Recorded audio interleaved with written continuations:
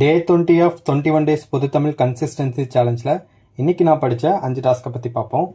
So task 1ல் எப்பயுமே பார்த்தீங்கன்னா புணர்ச்சி விதி கான்செப்ட் தான் இருக்கும். ஸோ நேத்தோட பார்த்தீங்கன்னா புணர்ச்சி விதியோட கான்செப்ட் எல்லாமே படித்து முடிச்சாச்சு.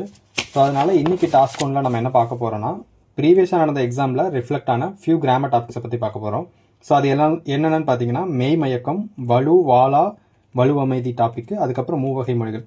ஸோ இதெல்லாமே ரொம்ப இம்பார்ட்டன்ட். அப்கமிங் எக்ஸாம்ஸில் கேட்கறதுக்கான சான்சஸ் வந்து ஹையாகவே இருக்குது. ஸோ அதனால் நல்லா இம்பார்ட்டன்ட் கொடுத்து படித்து வச்சுக்கோங்க, ஈஸியாக தான் இருக்கும். அண்ட் டாஸ்க் 2ல் பார்த்தீங்கன்னா யூனிட் 7லேருந்து தமிழ் சான்றோர் பற்றிய செய்திகளோட ரிவிஷன்ஸ் வந்து நம்ம பண்ணிட்டு இருக்கோம்.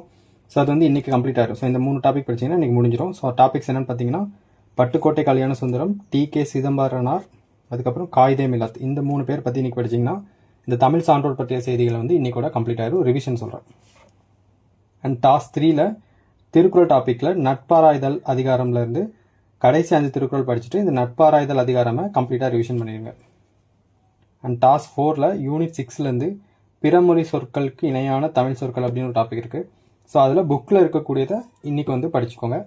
ஸோ அவுட் சோர்சஸ் வந்து இந்த 21 டே சேலஞ்ச் முடிஞ்சதுக்கப்புறம் நீங்கள் ரெஃபர் பண்ணி படிச்சுக்கோங்க. அண்ட் டாஸ்க் 5ல் பார்த்தீங்கன்னா யூனிட் 2. ஸோ யூனிட் 2ல் நேற்றே வந்து பேச்சு வழக்கு எழுத்து வழக்கு வந்து ஸ்டார்ட் பண்ணியிருந்தோம். ஸோ அதோட பெண்டிங் இன்னைக்கு படிச்சுட்டு அண்ட் ரிவிஷனும் இன்றைக்கே பண்ணிவிடுங்க. கீழே நான் மென்ஷன் பண்ணியிருக்கேன் 4 டாபிக்ஸை. நீங்கள் ஃபஸ்ட்டு சிலபஸ் போயிட்டு நான் இப்போ ஹைலைட் பண்ணி காமிச்சிருக்கேன் இல்லையா. ஸோ இந்த டாபிக்ஸ் எல்லாத்தையும் சிலபஸை ஃபஸ்ட்டு ஒரு கிளான்ஸ் பாருங்கள். பார்த்துட்டு நீங்கள் எந்த சோர்ஸஸ் வச்சு படிக்கிறீங்களோ, அது எனி இன்ஸ்டியூட் புக்காக இருக்கலாம், ஆர் நான் கொடுக்குற பிடிஎஃப்ல கூட இருக்கலாம். ஸோ அந்த பிடிஎஃப்ல இருக்கக்கூடிய எக்ஸாம்பிள்ஸை ஒர்க் அவுட் பண்ணி பார்த்தீங்கனாலே இந்த 4 டாபிக்ஸை ஈஸியாக கம்ப்ளீட் பண்ணிடலாம். இது வந்து ரொம்ப கிராமட்டிக்கலாக இருக்காது.